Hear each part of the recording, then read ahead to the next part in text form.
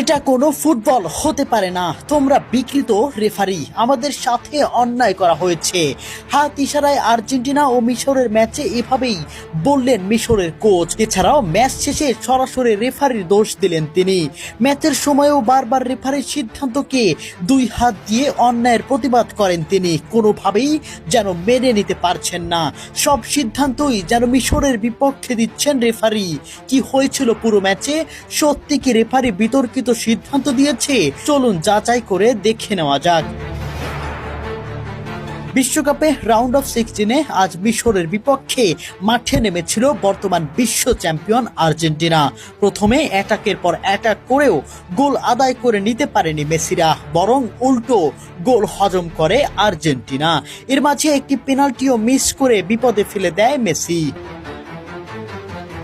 প্রথমার্ধে শেষ হয় 1-0 গোলে পিছিয়ে থেকে। ততক্ষণে একটা বিতর্ক পেনাল্টিতে, এমন ফাউলে পেনাল্টি ঘোষণা করেন রেফারি, যা সহজে মেনে নেয়নি মিশরের ফুটবলাররা। তবে সেখানে গোল মিস করায় সেটা ধামাচাপা পড়ে যায়।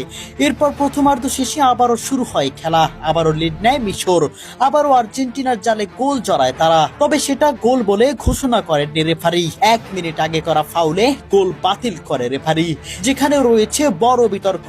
এত সাধারণ ফাউলে এত বড় সিদ্ধান্ত কিভাবে নেয় ভিএআর? কিভাবে এই গোল বাতিল করলো তারা? বল লুজ করে যাওয়ার পরও এই বল কিভাবে ফাউল হয়?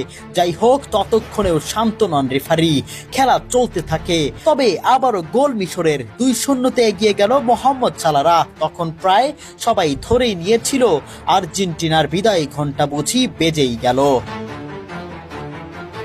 তবে মেসি যে মাঠে আছে এটা মনে রাখতে হবে সবার। 79 মিনিটে মেসির দারুণ ক্রসে গোল করেন আর্জেন্টিনার ডিফেন্ডার ক্রিস্টিয়ানো রোমেরো। নাটক শুরু এখান থেকেই, স্বপ্ন বুনতে শুরু করলো আর্জেন্টিনা। পরক্ষণেই আবার গোল আর্জেন্টিনার। কামব্যাক করলেন মহাকাব্যের কাব্যিক মেসি। দূরপাল্লা শট থেকে কামব্যাক আর্জেন্টিনার। মেসির প্রথম গোল, আর্জেন্টিনার সমতায় ফেরা। এ যেন কোনো ম্যাচ নয়, এ যেন এক বড় নাটক। তবে আসল নাটক তো এখনো বাকি।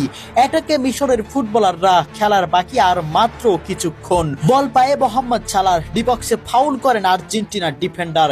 খালি চোখে দেখা গেছে সরাসরি ভাবে এটা ফাউল। স্পষ্ট এটা একটি বিতর্কিত ধাক্কা, এবং সেখান থেকেই পা দিয়ে মোহাম্মদ সালাহকে ফেলে দিলেন আর্জেন্টিনার ডিফেন্ডার। এটা কিভাবে ফাউল হয় না? একটাবার বিবেক খুলে বলুন, এটা কোন ধরনের নৈতিকতা থেকে ফাউল ধরলেন না রেফারি? তবে সবচেয়ে মূল বিষয়, মোহাম্মদ সালাহকে এমন স্পষ্ট ফাউল না দেওয়ায় পেনাল্টি পায় না মিশর, যেখানে